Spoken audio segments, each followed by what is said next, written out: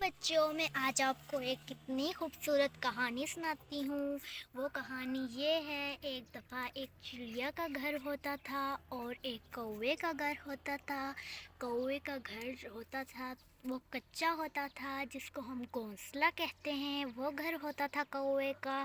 اور چڑیا کا گھر پکا ہوتا تھا، وہاں پہ چڑیا رہا کرتی تھی۔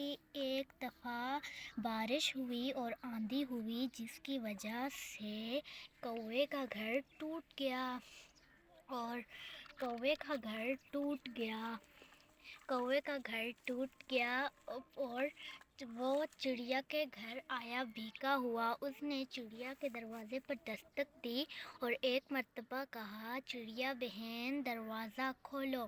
چڑیا نے کہا کہ میں منع کو نہلا رہی ہوں۔ پھر دوسری دفعہ دستک دی اور کہا، چڑیا بہن دروازہ کھولو۔ اس نے کہا کہ میں منع کو کپڑے پہنا رہی ہوں۔ اس نے کچھ دیر انتظار کیا اور تیسری دفعہ دستک دی تو چڑیا بہن نے کہا کہ میں منع کے لیے کھیر پکا رہی ہوں۔ پھر چوتھی دفعہ کوے نے کہا تو چڑیا بہن دروازے پر آئی اور انہوں نے دروازہ کھولا۔ کوا اندر گیا اور اسے کھیر کی خوشبو آنے لگی۔ اسے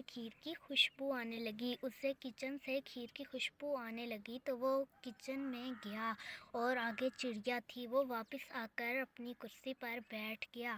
چڑیا نے کہا کہ کوا بھائی، آپ میرے منع کو دیکھنا تو میں نہا کر آئی۔ تو کوے نے کہا، ٹھیک ہے چڑیا بہن، آپ جائیں۔